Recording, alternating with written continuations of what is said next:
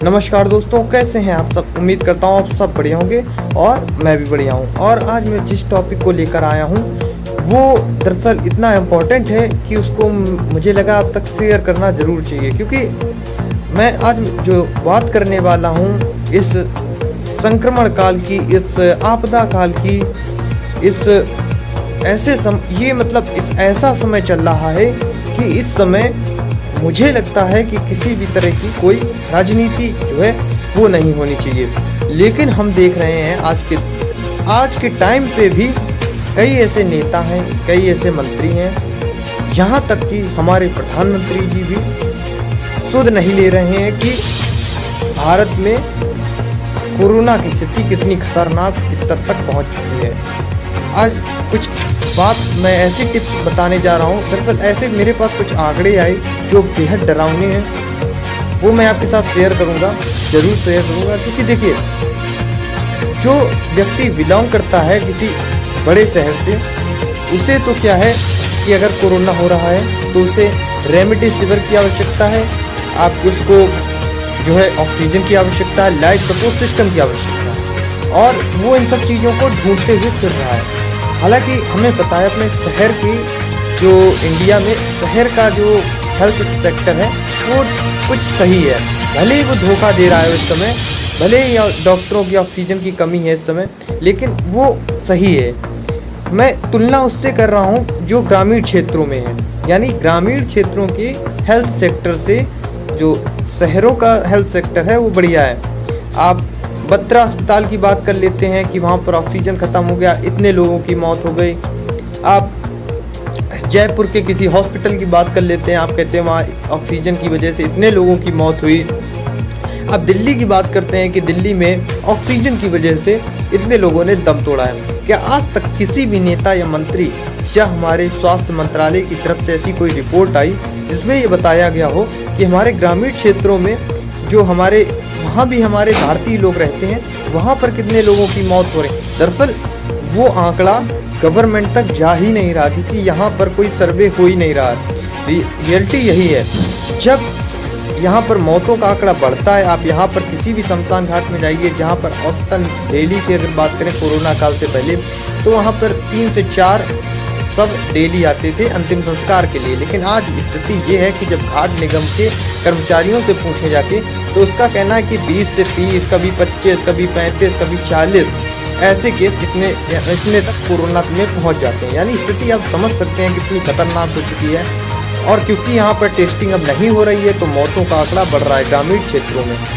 और ग्रामीण क्षेत्रों में क्या बताऊँ मैं आपको, स्थिति बहुत ख़राब है। आप देखिए, ग्रामीण क्षेत्रों में दवाई का अभाव है, क्योंकि यहाँ जो प्राथमिक स्वास्थ्य केंद्र हैं वो रद्दी भाव में पड़े हुए हैं, वहाँ पर घास खड़ी है, स्थिति बहुत ख़राब है। जो सामुदायिक स्वास्थ्य केंद्र है वहाँ पर टीम स्टाफ की आती है, वहाँ कोरोना की जांच होती है, लेकिन वहाँ पर आपको पैरासीटामॉल दवाई के अलावा और कुछ नहीं मिल सकता। अब तो यहाँ तक किल्लत आ गई कि पैरासीटामॉल दवा तक भी जो है सामुदायिक स्वास्थ्य केंद्र के अलावा CSC में अब आपको नहीं मिलेगी, क्योंकि कई ऐसी जगह से कंप्लेन आई कि साहब हम गए वहाँ पर दवा लेने, वहाँ पर डॉक्टरों ने कह दिया पैरासीटामॉल ख़त्म हो गई है। ये स्थिति आ गई। मतलब अपने ग्रामीण क्षेत्रों तक भले ही रेमडेसिविर और ऑक्सीजन पर ग्रामीण क्षेत्र के लोग नहीं बात करते हैं, लेकिन कम से कम उन्हें पैरासीटामॉल जैसी दवाई जो अभी तक इतनी इम्पोर्टेंट है वो ज़रूर मिलना चाहिए, क्योंकि ये तो बहुत ही ज़रूरी है।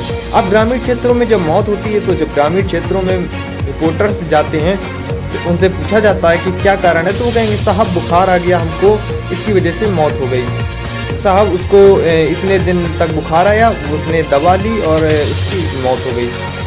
दरअसल ये सब कोविड के सारे ये लक्षण हैं। और अगर वाकई में सरकार को अगर जागरूकता है, अगर सरकार अगर यहाँ पर टेस्टिंग करे तो मैं मानता हूँ कि ज़रूर यहाँ केस निकले, लेकिन आंकड़ा यहाँ का कुछ जा ही नहीं रहा है और स्थिति यहाँ खतरनाक हो गई है। प्रवासी मजदूर यहाँ आ रहे हैं।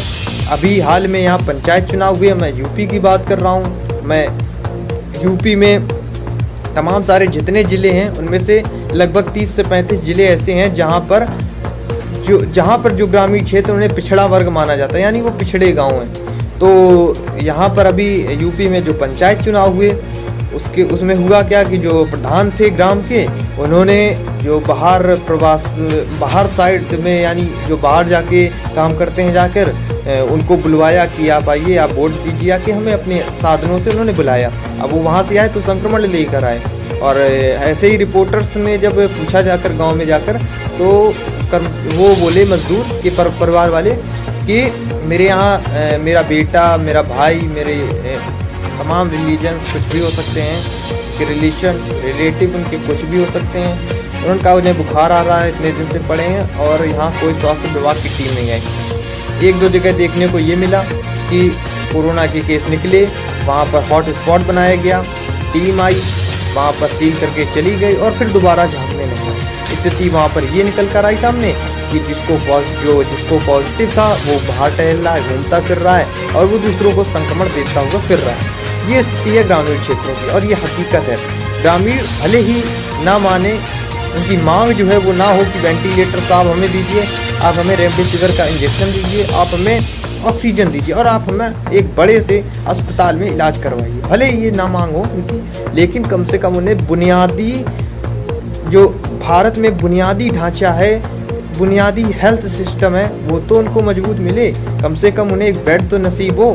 अगर वो बीमार हो रहे हैं तो उन्हें कम से कम एक बेड मिले, उन्हें कम से कम पैरासीटामॉल्स की दवा मिले। ये उनकी बुनियादी अधिकार है और इस संविधान में अधिकार दिया गया। तो मैं सरकार से आग्रह करता हूँ कि इस पर ज़रूर अपना ध्यान केंद्रित करें। आप शहर पर ही फोकस ना डालें, आप शहर का ही सर्वे ना करवाएं। आप ग्रामीण क्षेत्रों में, हालांकि अभी यूपी सरकार ने कि अब देर में नींद खुली और उसने आप कहा है कि अब ग्रामीण क्षेत्रों में door to door ASHA workers और हेल्थ सेक्टर्स के कुछ डॉक्टर को मिलाकर डोर टू डोर सर्वे कराया जाएगा। उसमें जो भी लक्षण होंगे अगर उनको ट्रेस किया जाएगा, उसके बाद उनको ट्रीटमेंट दिया जाएगा, उनको घर घर में दवा दी जाएगी। इसकी मैं ये काम जो है उसकी मैं सराहनीयता करता हूँ। ये सराहनीय काम है एंड अगर ये पहले हो जाता तो और अच्छा रहता। लेकिन ग्रामीण इलाकों में जो मौतें हैं उनका जिम्मेदार कौन है, ये सबसे बड़ा सवाल है। इसी के साथ हम लेते हैं विराम। अगली बार फिर कोई नई बहस के साथ आएंगे और फिर कोई नया टॉपिक होगा। तब तक के लिए नमस्कार। अगर आप मेरे साथ नए हैं तो मेरे चैनल को सब्सक्राइब कर लीजिए, लाइक कीजिए, शेयर कीजिए और एक भी अगर जो भी मैं वीडियो डालता हूँ उसकी नोटिफिकेशन मिल जाए आपको, इसलिए आप बेल आइकन को भी प्रेस कर लीजिए। Thank you.